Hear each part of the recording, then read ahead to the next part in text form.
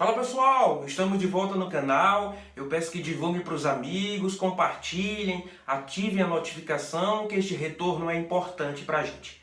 O vídeo de hoje trará questões importantes para a sequência do Atlético, resgatando a derrota no primeiro jogo das oitavas de final da Copa Libertadores contra o Boca Juniors na Arena da Baixada e o que aprender com a vitória sobre o Cruzeiro no Mineirão pelo Campeonato Brasileiro. Quais os fatores levaram à derrota para o Boca Juniors na Arena da Baixada? Primeiro, o time titular. Não começamos com a formação ideal para o confronto. Lúcio Gonzalez substituiu o Wellington, não cumpria a função dele, não tem as mesmas características, perdemos a saída de jogo tão primordial e tão importante nos últimos jogos. O Lúcio sobrecarregou o Bruno Guimarães, que deixou de construir as jogadas ao ataque e municiar os jogadores de extrema e também a referência Marco Ruben. O Lúcio sobrecarregou o setor e dificultou a construção, a materialização da armação e também da proposta. Outro erro no time titular foi a continuação do Nicão na faixa central de campo. Nicão, que na maioria dos jogos atuou pelos lados do campo, principalmente o lado direito, continuou na armação. Ele não vinha de bons jogos nesta faixa do campo, na faixa central, e neste jogo tão importante ele continuou e sobrecarregou também o meio-campo. Perdemos força e o Boca Juniors, que tinha como armas maiores, armas mais importantes no time, o setor de meio-campo, conseguiu sobressair. Então, o time titular, começando com o Lúcio Gonzalez e o Nicão na faixa central, foram dois erros. O time titular não foi o ideal para o jogo contra o Boca Juniors.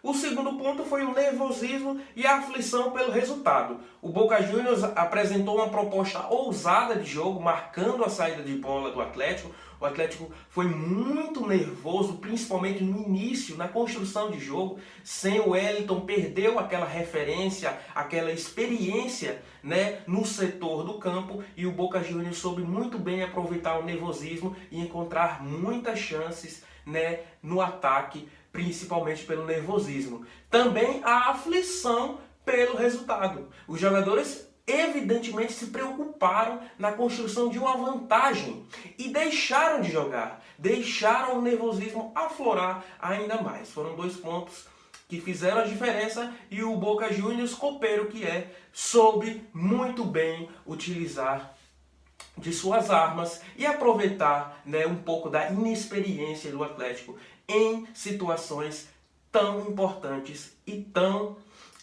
dificultosas como uma fase de mata-mata de uma competição como a Libertadores. O terceiro ponto foi a estratégia. O Atlético, do primeiro ao último minuto, manteve a sua estrutura de jogo, sem variação, sem confundir o time do Boca Juniors, que veio muito preparado para o jogo.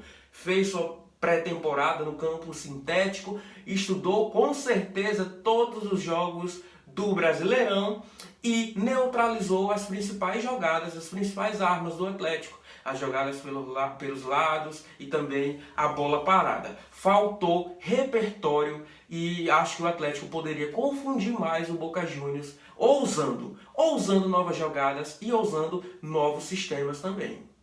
O quarto ponto seria a eficiência. Apesar da vitória do Boca Juniors, o Atlético criou excelentes chances de gol, com Rony, Bruno Guimarães e principalmente no último minuto um pênalti bem marcado no Rony. O Marco Ruben desperdiçou a chance do empate com um pênalti perdido. O Atlético precisa ser mais letal ainda, caprichar mais no último passe, na última finalização e construir a vantagem com eficiência e qualidade. O quinto fator que levou à derrota para o Boca Juniors foi a ausência do Wellington. Perdemos a qualidade na saída de jogo, perdemos a experiência e a tranquilidade de um jogador que vinha sendo primordial para o sistema implantado pelo Thiago Nunes.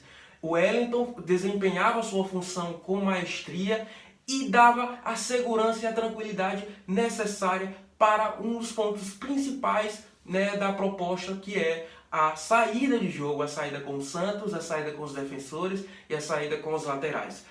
O Lúcio não conseguiu cumprir a função e também não temos um jogador de mesmas características do Wellington. Acho que ainda bem que teremos o Wellington no jogo de volta, mas acho que o elenco deveria ter uma peça de características semelhante até para essas urgências, né? A ausência do Wellington, que já tem uma certa idade e também está sujeito a lesões. Acho que deveria ter um jogador de características semelhantes a ele, até para essas necessidades. Diante desses fatores, vimos contra o Cruzeiro, no Mineirão, que é possível trazer a classificação da Bomboneira. É possível entrar ainda mais para a história do Atlético neste ano de 2019. Thiago Nunes consertou os erros que cometeu contra o Boca Juniors, Nicão jogou na sua posição de origem, Nazário foi o meio-campo que atuou na faixa central.